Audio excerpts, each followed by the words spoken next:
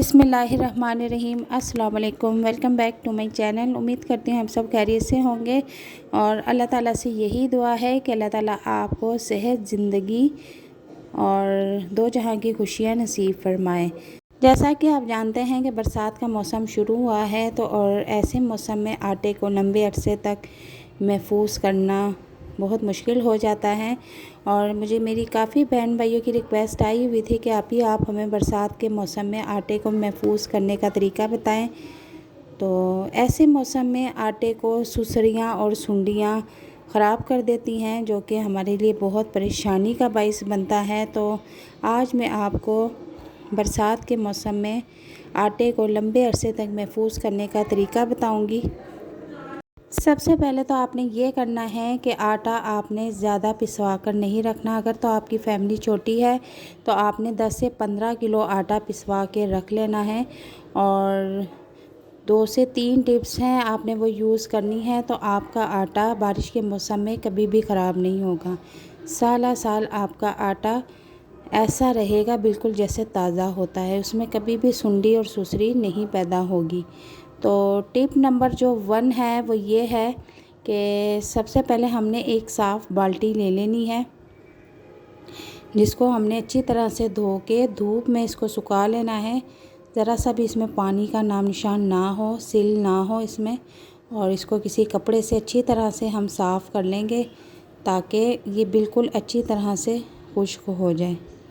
और इसके बाद इसमें हम थोड़ा थोड़ा सा आटा डालना शुरू कर देंगे। 3 चीज़ें मैं इस टिप के लिए यूज़ करूँगी जो कि बहुत ही मुफीद हैं और ये तरीका जो मैं आज आपके साथ शेयर कर रही हूँ, ये तरीका इस्तेमाल करने से आपके आटे में कभी भी, चाहे ये 1 साल भी पड़ा रहा, इसमें कभी भी सुंडी और सुसरियाँ नहीं पड़ेंगी।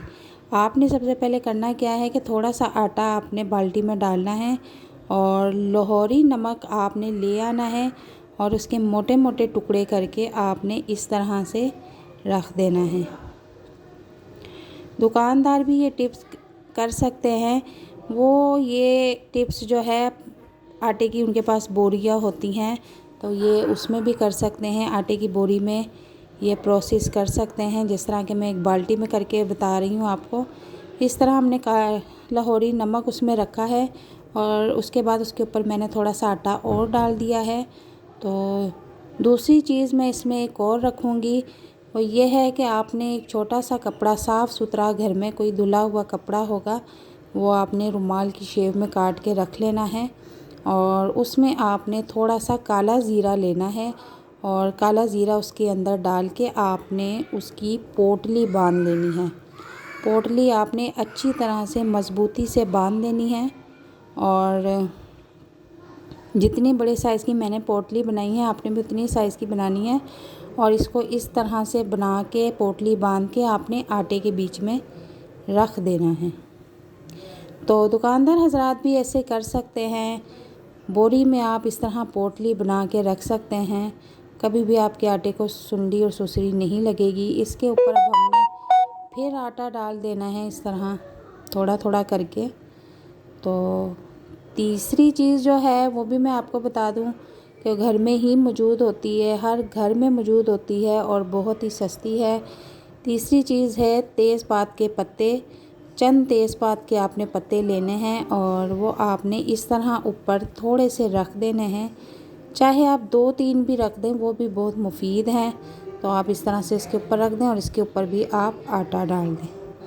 तो इस तरह करने से आपका आटा 1 साल भी पड़ा रहेगा, तो इसमें कभी भी सुंडी और सुसरी नहीं पड़ेगी। आपका आटा ऐसे ही फ्रेश रहेगा जैसे आपने आज ही इसे पिसवाया है।